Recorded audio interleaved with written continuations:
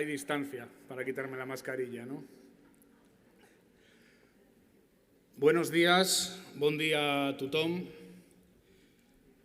Un saludo, lo primero, en mi nombre y en el de la Ejecutiva Confederal del Sindicato a este exitoso Congreso de las Comisiones Obreras de Cataluña. Es un placer, la verdad, poder estar en un acto de clausura después de 4 años muy intensos y que se va a saldar en una organización tan importante para el conjunto de la Confederación como sois las Comisiones Obreras de Cataluña, con un importantísimo apoyo a la dirección entrante, lógicamente también a la dirección saliente, como digo, en un contexto de enorme dificultad en todos los terrenos. Presidenta del Congreso, secretario general saliente y entrante, Javier Pacheco, ejecutiva, delegados y delegadas. Yo quería, sin más protocolo, porque lo bueno que tiene estar en las clausuras es que te ahorras bastantes saludos institucionales. Perdón. Veo allí también a algunos de los anteriores secretarios generales de la CONG, Joan y Joan Carles. Un abrazo, compañeros. Yo quería, en primer lugar, reiterar algo que estoy seguro que por activa y por pasiva habéis hecho ya en este Congreso, y es hacer algún reconocimiento a colectivos que particularmente en este último año y medio yo creo que han demostrado unas cuantas cosas, algunas de las cuales quizás estaban un poco orilladas, un poco olvidadas en este país. No voy a ser muy original, pero creo que es un momento para reivindicar el papel insustituible del trabajo en la sociedad. Se ha teorizado esto del fin del trabajo en las sociedades líquidas, en las sociedades posmodernas, en las sociedades postindustriales que denominan algunos y algunas. Se ha teorizado, evidentemente, la caída en barrena del trabajo y de los trabajadores y las trabajadoras como sujeto sociopolítico, y ha tenido que venir una pandemia, una epidemia de carácter global que hace apenas 18 meses ni sospechábamos que nos podía impactar como nos ha impactado en las sociedades llamadas occidentales. Ha tenido que venir una pandemia, como decía, para recordar, para quien lo hubiera olvidado, que las sociedades, que el mundo, que las empresas, que nada se mueve si no está detrás el mundo del trabajo, si no están detrás los trabajadores y las trabajadoras. Y particularmente hay que poner el valor en esos trabajos, a veces denominados poco productivos o a veces despectivamente llamados trabajos de escaso valor añadido, que se han demostrado como fundamentales para que cuando todo paró, o casi todo paró, pudiéramos seguir adelante y pudiéramos salir adelante.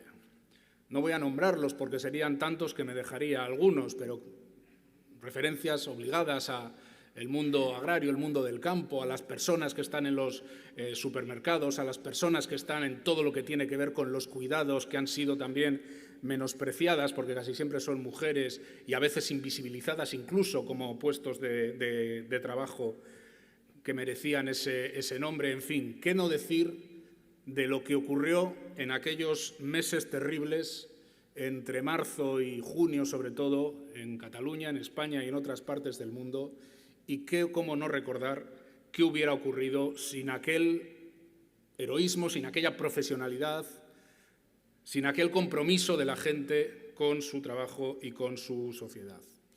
En segundo lugar, creo que hay que hacer un reconocimiento a los servicios públicos, indiscutiblemente.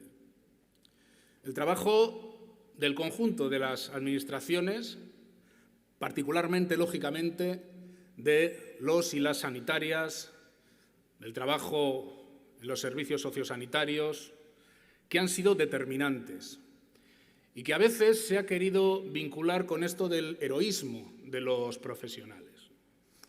Y no seré yo quien ponga ni una coma o quien quite ni una coma a la profesionalidad, a la dedicación y al compromiso de todas estas personas que han trabajado en los sectores sanitarios y sociosanitarios, sean privados, sean públicos o incluso también sean privados. Evidentemente, esto no va solo de profesionalidad y va de heroísmo.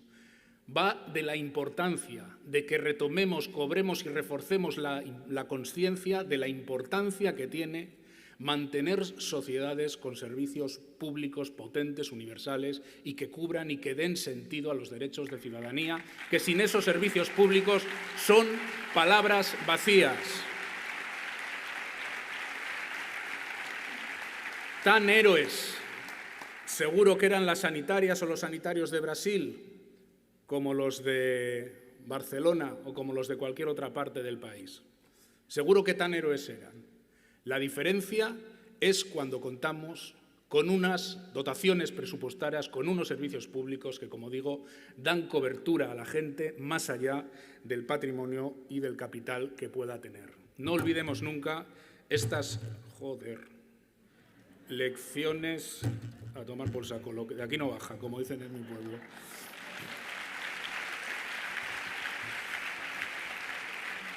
Y un tercer reconocimiento.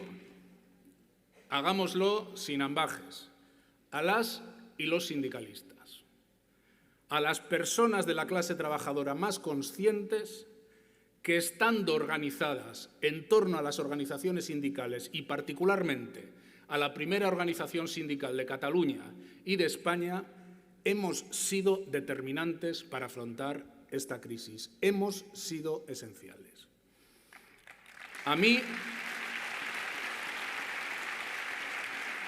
y lo veréis sobre todo en la última parte de la intervención, no me parece que los congresos estén para hacer discursos particularmente autoindulgentes o discursos particularmente de dorarnos la píldora entre nosotras y entre nosotros mismos. Creo que hace falta análisis de lo sucedido, propuestas, análisis crítico para mejorar en el futuro. Pero lo que ha ocurrido en este año y medio nos tiene que servir también para poner en valor la enorme capacidad de incidencia que las comisiones obreras tienen cuando se ponen a la faena, cuando se ponen a atender los problemas de las personas.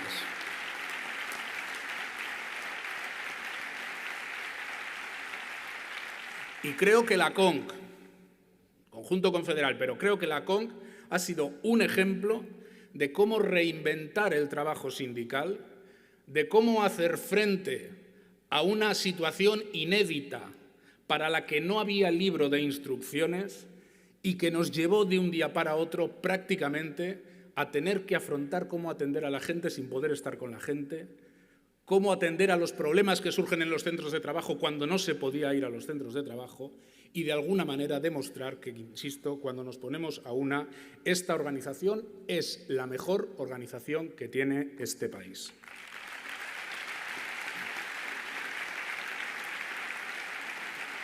Estamos afrontando este proceso congresual en lo que yo estoy denominando un punto de inflexión. En mi opinión es evidente que estamos en un punto de inflexión a nivel de política y de situación social de carácter general. Un punto de inflexión porque definitivamente el proceso de vacunación ha cogido velocidad crucero, porque el proceso de vacunación va a llevarnos a que en las próximas semanas, en los próximos meses, a lo sumo, el nivel de protección colectiva ante la pandemia nos va a llevar, nos está llevando ya de alguna manera, a ir recuperando espacios de normalidad en la movilidad, en las relaciones, en la actividad civil, en la actividad económica. Y esta es una circunstancia que nos hace prever un cambio de rasante en la propia evolución de la situación económica. Por decirlo en plata, cuando se consolide la vacunación y lo que llaman inmunidad grupal o inmunidad de rebaño, en mi opinión, en nuestra opinión, el crecimiento económico en la segunda parte del año va a ser intenso.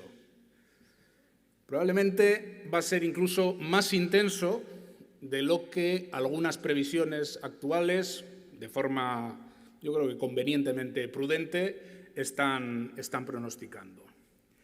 Y ese crecimiento intenso tiene que ser acompañado por algunas dinámicas, por alguna agenda de reformas a la que voy a hacer referencia. Mirad, yo creo que este cambio de rasante, este punto de inflexión, cuenta para las propuestas de comisiones obreras con alguna ola y algún viento a favor y también con alguna ola y algún viento que tardará un poco más en llegar, pero que nos va a meter ante disyuntivas complicadas en los próximos años.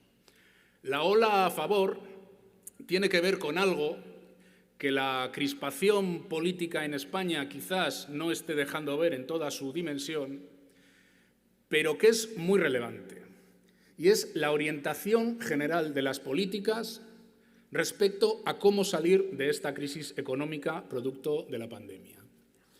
Una crisis económica, no lo olvidemos, de carácter global y que no tiene precedentes en países como el nuestro prácticamente en periodos de paz. Nunca había habido una caída de la economía en periodos de paz, por ejemplo, en España, y prácticamente desde el fin de la Segunda Guerra Mundial, es evidente, no se había vivido algo de este tenor en el conjunto del mundo prácticamente.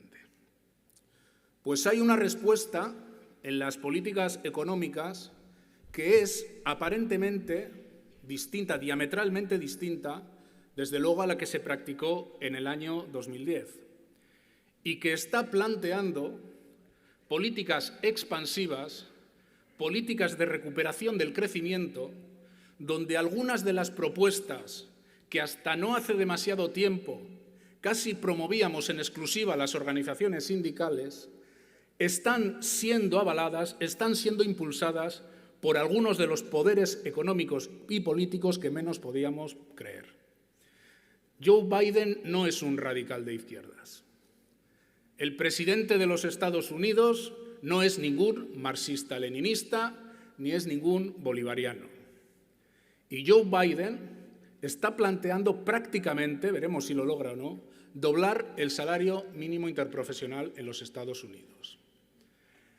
La responsable del Tesoro norteamericano no es ninguna peligrosa maoísta y está diciendo que sería más que conveniente que haya un impuesto sobre beneficios de las empresas multinacionales de carácter global de al menos el 21%. Las inversiones que está impulsando la administración norteamericana en términos de billones de dólares prácticamente triplican la movilización de recursos públicos que está sosteniendo la Unión Europea, siendo esta además muy importante en este momento. ¿Qué está pasando? ¿Que hay una oleada bolivariana por el mundo? No. Está pasando que hay una percepción distinta de cómo se sale de esta crisis, por motivos económicos, pero también por motivos políticos. Porque es insostenible una vuelta a las políticas de austeridad y a las políticas de devaluación que no conlleve una proliferación, que no conlleve un refuerzo de las opciones reaccionarias que ya en algunos países asoman los colmillos por el monte y que han vivido en Estados Unidos con la experiencia de Donald Trump y saben que no pueden repetir errores de la anterior crisis. Y hay que aprovechar esa ola porque algunos de los elementos que están puestos encima de la mesa coinciden perfectamente con lo que podemos plantear los sindicatos como prioridades. Y hay que disputar esa hegemonía sobre las cosas que se quieren hacer. No quiere decir que no haya riesgos en la actual coyuntura política general e internacional, porque de fondo también se va a producir una pugna muy intensa por la reconfiguración de las sociedades en el futuro. Porque lo que han denominado durante décadas clases medias se han venido abajo en buena parte de los países del mundo. Se ha producido un incremento de las desigualdades, se ha producido un incremento de la pobreza, incluso de la pobreza severa, y lo vemos en países como España. Se ha producido un incremento sustancial de la precariedad, de la falta de certidumbres en las poblaciones, que alimenta a algunos de los monstruos políticos que amenazan. Y va a haber una pugna por cómo se reconfiguran esas denominadas clases medias. Y no está escrito cómo se resuelve esa pugna. Habrá una opción que pase por volver a viejas fórmulas, por la utilización del crédito para facilitar el consumo, por la privatización de los servicios públicos como una forma de generar ese señuelo en algunas clases medias, en esto, por ejemplo, de la educación concertada, cuando se le permite a esa educación concertada segregar a los alumnos o a las alumnas. Habrá un intento de mercantilizar las sociedades que está ahí y que va a aparecer muy rápido. Y a la vez tiene que haber una propuesta fuerte de reconstruir un contrato social en nuestras sociedades. Un contrato social que pasará por una fiscalidad justa, por una fiscalidad suficiente, por unos servicios públicos que atiendan al conjunto de la ciudadanía, por un mundo del trabajo donde el puesto de trabajo sea digno, sea bien pagado, sea en condiciones óptimas, donde se apueste por algunas de las cosas que habéis planteado en estas resoluciones sobre la formación permanente a lo largo de toda la vida, sobre el control de ese proceso de digitalización, que es imparable, pero un proceso de digitalización puede conllevar una liberación incluso de las horas de trabajo o puede llevar un nuevo taylorismo digital que se acerque al esclavismo y a la colonización de los tiempos de vida de las personas. No está escrito cómo se resuelven esas disputas que van a venir en los próximos tiempos. Decía que la agenda sindical en este momento es perfectamente viable. Es más, en nuestra opinión, la agenda sindical pocas veces se acompasa mejor con el interés general de la sociedad española que en este momento. Y la agenda sindical pasa porque el Gobierno recupere pulso político. La crispación política en España, que es mucho más que polarización, que es crispación, parte, en mi opinión, de dos cuestiones que no son menores.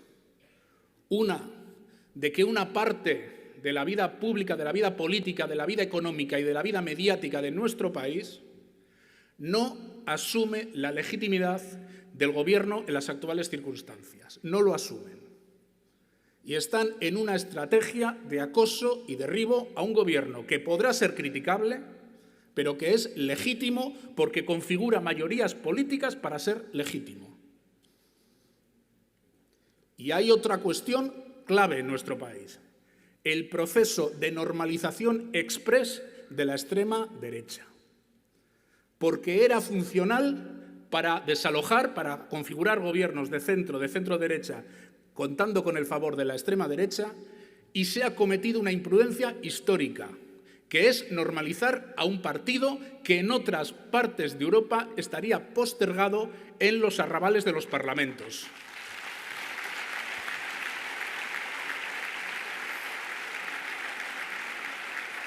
Y no se puede normalizar lo que no es normal.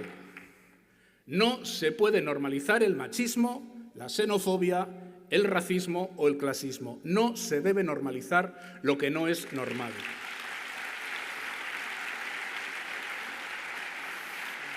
Y hay una pugna política que tiene que ser contrastada, no desde las batallas culturales prioritariamente, sino de tomar un paquete de medidas que mejoren las condiciones de la vida de la gente normal. Y eso es la agenda sindical en vena. España no puede terminar el año 2021 con una previsión de crecimiento del 5,9% del PIB, que seguramente se vaya al 6% o por encima del 6%, con el salario mínimo congelado. No puede ser.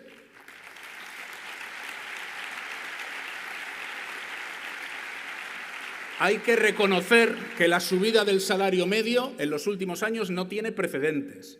que hemos alcanzado los 950 euros cuando no hace demasiados años era de 600 y pico euros. Pero el objetivo de la legislatura de llevar el SMI al 60% de la media salarial tiene que tener una estación de paso en el 2021.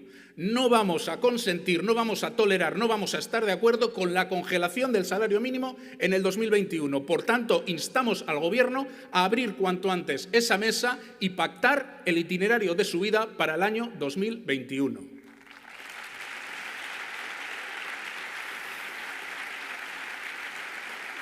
Medidas que afecten a la vida normal de la gente normal, que den certidumbres a las mayorías sociales. Y pocas cosas hay de disputa de certidumbres más importante que los sistemas de protección social y particularmente que nuestro sistema público de pensiones. Ha habido un trabajo de lluvia fina durante muchos años para que el sistema público de pensiones apareciese como inviable en España en el largo plazo. Y hay que lanzar certidumbres, no ya a las personas pensionistas de hoy en día, que evidentemente hay que volverles a garantizar por ley que la pensión se va a revalorizar en función de cómo evolucionan los precios, al menos, sino a las generaciones que se van a jubilar o que nos vamos a jubilar en las próximas 2 décadas y media. Y estamos en disposición de cerrar un acuerdo de pensiones en un plazo muy corto que derogue la reforma de pensiones del año 2013, que derogue el índice de revalorización y el factor de sostenibilidad y que pactemos una medida de ingresos para la seguridad social cercana a 2 puntos del PIB para lanzar certidumbres. Va a haber pensiones públicas suficientes si el país quiere que haya pensiones públicas suficientes, ahora y a mediados de siglo.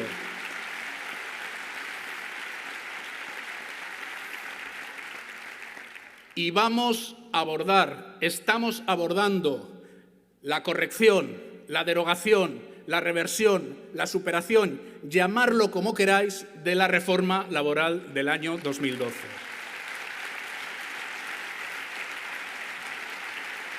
Que no nos líen con las palabras, de si derogación sí, derogación no. Se trata de dejar atrás todos y cada uno de los aspectos lesivos de una reforma que prácticamente toda ella es lesiva, y no se trata de volver a la legislación del año 2009, sino ir a la legislación del año 2021. No se trata de volver a una legislación donde teníamos el 32% de temporalidad. Se trata de ir a una legislación que estabilice el empleo, que cuando hay problemas en las empresas sitúe el despido como la última opción y busque fórmulas alternativas de flexibilidad pactada. Se trata de una legislación que nos facilite la negociación de los planes de igualdad, de los planes de formación, de la digitalización controlada por los trabajadores y las trabajadoras. Se trata de modernizar esa legislación para ganar poder sindical y poder contractual.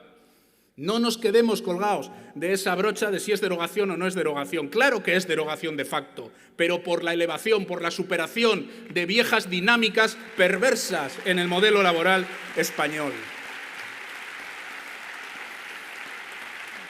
Y además es supresión de esa reforma para que la gente más desfavorecida en el puesto de trabajo entienda la importancia de superar esa reforma. Lo han entendido las compañeras y los compañeros de H&M. Un poco tarde lo han entendido, porque muchas de las cosas que están pasando ahora tienen que ver con aquella regulación del año 2012. Pero una empresa de este calado ha tenido huelgas con un seguimiento prácticamente del 90%. Cuando la gente le ha visto las orejas al lobo, se ha puesto en guardia.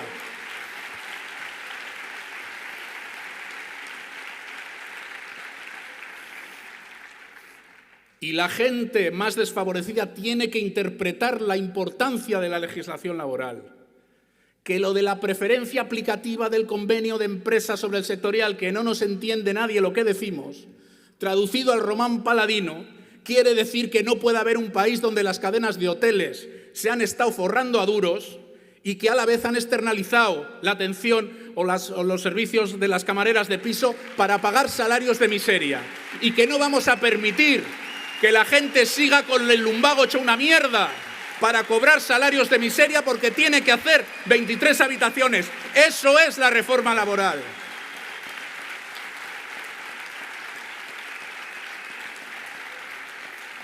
Y hay que hacer más cosas para dar certidumbres. Hay que atreverse a hacer más cosas. Claro que hay que reforzar los servicios públicos. Claro que hay que reforzar esos servicios públicos que han sido tan vilipendiados en algunas circunstancias, hasta que llegó lo que llegó, hasta que había que gestionar 500.000 de ERTEs. Y entonces se entera toda la población de que es que tenemos las plantillas como las que tenemos, que es que tenemos los aplicativos informáticos como los que tenemos. Cuando se han bloqueado los servicios de atención primaria, cuando hemos tenido los enormes problemas en el trabajo, sí, heroico que han hecho muchos profesores y muchas profesoras para atender a los críos en circunstancias que eran una temeridad porque no sabíamos lo que podía pasar. Todavía recuerdo la rueda de prensa con el secretario general de la Federación Estatal de Enseñanza, cuando hablábamos aquello de la presencialidad segura. Leyendo aquellos razonamientos, aquí estábamos, porque era una propuesta que había que hacerla, porque los críos y las crías en casa, el riesgo de diferencias, de desigualdades era tremendo, porque hay una brecha digital relacionada con la brecha económica en España enorme. Pero era arriesgado, no sabíamos exactamente las consecuencias que aquello podía tener. Se acertó, creo que el país acertó en ese terreno, pero ha demostrado los riesgos, no solo los riesgos, sino el deterioro de una parte muy importante de los servicios públicos, a veces por falta de inversión y otras veces porque paulatinamente se han ido abandonando para favorecer elementos de concertación que no siempre están justificados y que además se utilizan a veces para promover segregación entre alumnos y entre alumnas. Y los servicios públicos tienen que ver con una fiscalidad suficiente. Y hay debates que la izquierda en este país no puede mirar con el temor y con el miedo que mira. Uno es el de la fiscalidad, otro es el de la vivienda. Yo sé que son debates complicados. Yo sé que hay instalada una hegemonía de pensamiento en la sociedad catalana, en la sociedad española, donde esto de subir impuestos, así dicho, suena fatal. Y ha calado la frasecita de Marras de que el dinero donde mejor está es en el bolsillo de los contribuyentes. ¿Alguien sabe lo que cuesta un tratamiento que tenga que ver con la COVID o con cualquier cosa en una sanidad como la estadounidense para alguien que no se la haya podido asegurar previamente? Eso te condena a morirte, a no poderte tratar o a quedar lisiado para toda la vida. Hay que oponer un relato sobre la importancia de cuidarnos mutuamente, y no como un acto benéfico, sino como un acto de ciudadanía. Y eso requiere de una fiscalidad suficiente. Ya vale de tolerar estos discursos sobre fiscalidad. En España se pagan 70.000 millones menos de impuestos al año respecto a la media de la Unión Europea, y no es la nómina la que justifica ese diferencial. Son otro tipo de rentas. Particularmente las rentas que provienen, pues eso, del rentismo, de los beneficios empresariales y de rendimientos distintos al trabajo. Y con la vivienda hay que atreverse a hacer cosas. No es porque nosotros nos queramos meter en ninguna disputa dentro del gobierno ni fuera del gobierno, no va de eso, no va de eso. Nosotros veníamos hablando de esto desde hace ya bastante tiempo. Pero compañeros y compañeras, no puede ser que en España la gente de 45, de 40 años para abajo, la gente que no es propietaria, la gente que tiene que pagar unas hipotecas, que tiene que pagar unos alquileres enormes, esté trabajando 2 semanas de cada mes, si no más, para poder sostener el pago de un bien básico como es tener un techo donde dormir. Es que no puede ser. Y no habrá una medida solo, pero hay que acometer un programa de política de vivienda que rebaje efectivamente los precios de alquileres y los precios de las viviendas. Y hay que hacerlo porque nos podemos dejar la cabeza para subir el salario en un convenio, subir un punto por encima del IPC, por decir algo, que si luego esos salarios se drenan a beneficios financieros para pagar hipotecas, o al rentismo de los propietarios de alquileres, o en copagos farmacéuticos, o en lo que sea, el trabajo se nos va por el sumidero. Eso es también la visión sociopolítica que tienen que tener las comisiones obreras. Y en todo eso vienen años decisivos, en nuestra opinión, porque ahí se están configurando las sociedades del futuro. Pero estamos en el marco de un proceso congresual y la parte del diagnóstico de qué pasa afuera es una parte de lo que tenemos que hablar. Y si se me apura, no la parte principal. No la parte principal, porque siendo muy importante analizar el entorno, analizar el contexto y saber qué pasa en el mundo, sinceramente, creo que eso el sindicato en general lo hace bastante bien. A nosotros no nos tienen que explicar que la empresa fordista ha cambiado, ya lo sabemos.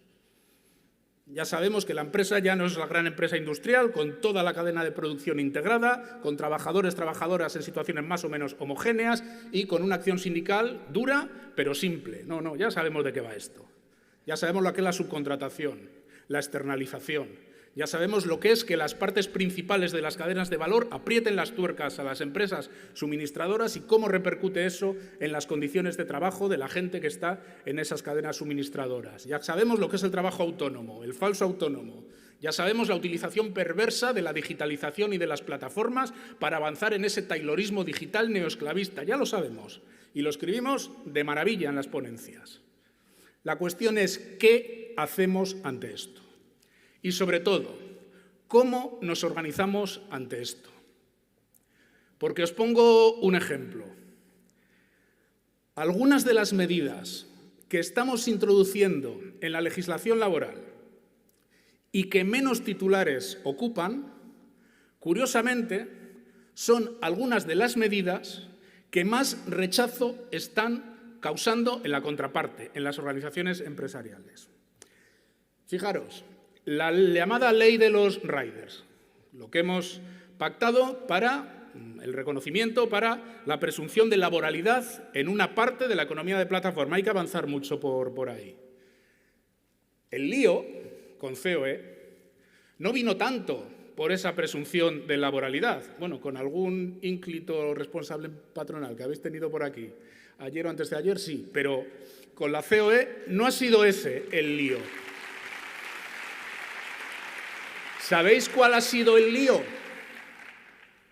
Incluir en la norma que la representación sindical tendrá acceso a la información sobre los algoritmos que determinen cómo se distribuye el trabajo a través de esas plataformas. Curioso, ¿verdad?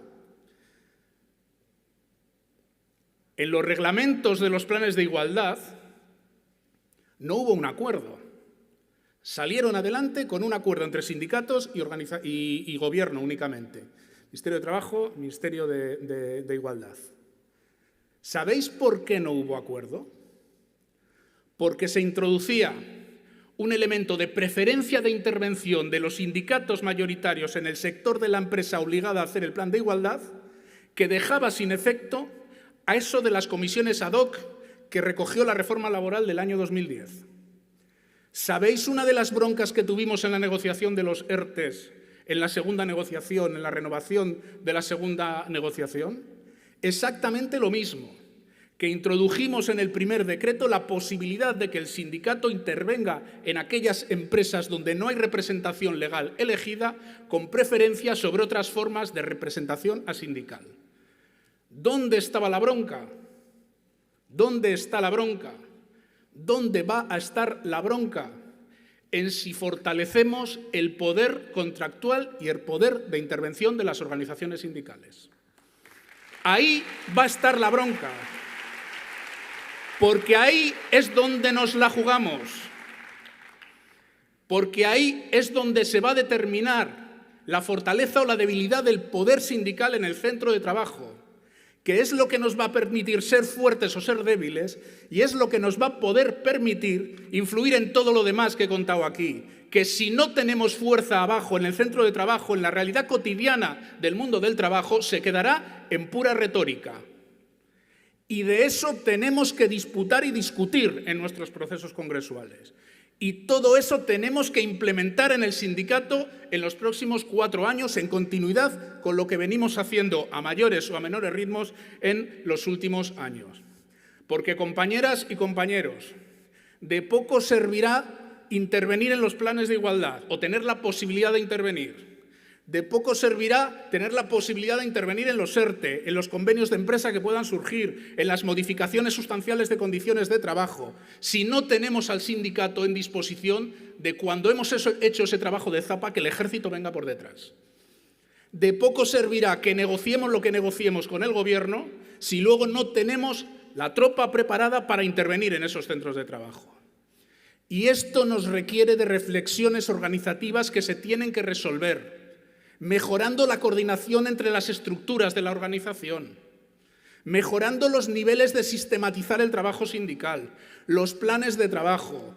Esto no va de quién negocia el plan de igualdad, el interterritorial, el intercomarcal, el federal, quién lo negocia, el que llegue. Comisiones obreras.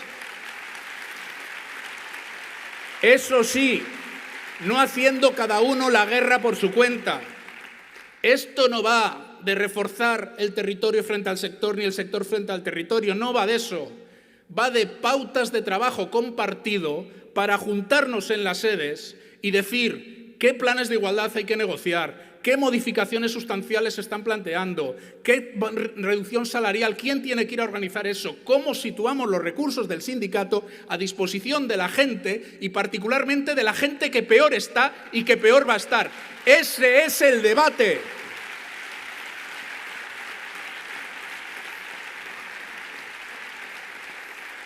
Ese es el debate. Y es un debate que está sobradamente teorizado. Ahora hay que ponerse a ello. Hay que continuar con ello porque estamos haciendo cosas. En esta coyuntura hemos mantenido, incluso hemos mejorado algo la afiliación. Y no es tontería. En esta coyuntura el sindicato gana las elecciones sindicales en Cataluña y desde luego en el conjunto del país con 11.000 y pico delegados de diferencia respecto a la Unión General de Trabajadores. Y eso es una buena noticia. Pero ojo, eso es una buena noticia secundaria respecto a la gran noticia que tenemos que tratar de dar dentro de 4 años. Y es que la densidad sindical del sindicalismo confederal y particularmente de comisiones obreras, es decir, la presencia en centros de trabajo y en sectores donde todavía no estamos, se ha incrementado. A mí me importa menos ganarle de 11.000 o 10.000 a la UGT que estar en los centros de trabajo donde la gente no conoce al sindicato. En esas generaciones que se han criado en el individualismo, que creen que lo que les pasa en el centro de trabajo no es un factor sociopolítico, sino que tiene que ver con su estricta vida personal y lo asemejan más a cómo le va con un novio o con una novia porque no interpretan la vertiente colectiva del mundo del trabajo. Ahí tenemos que estar, para eso nos tenemos que reforzar y eso exige organizarnos bien. Y eso exige formarnos bien. Cuando decía ¿quién atiende el plan de igualdad? ¿O quién atiende un artículo 41? ¿O quién atiende un convenio de empresa que surja? ¿Quién atiende una coyuntura? Bueno, pues tendrá que ir quien organicemos para que vaya, pero tiene que ir sabiendo a lo que va, porque se ha hecho compleja la realidad laboral del siglo XXI. Porque veréis cuando, se puede acceder a la información sobre los algoritmos y, joder, ¿qué es eso de un algoritmo? Hay que formarse, hay que generar sinergias dentro de la organización. Sin organización, el resto de propuestas sociopolíticas se quedarían en retórica. Tenemos bien identificados los problemas. Tenemos bien identificadas algunas de las cosas que hay que hacer y otras habrá que seguirlas inventando. Se trata de continuar y de acelerar, de implementar, de poner en marcha todas estas medidas. Eso es lo que nos va a dar potencia y lo que nos va a seguir reforzando como primera organización sindical y social de Cataluña y del conjunto del Estado. ¡Vivan las comisiones obreras! ¡Viva la clase trabajadora!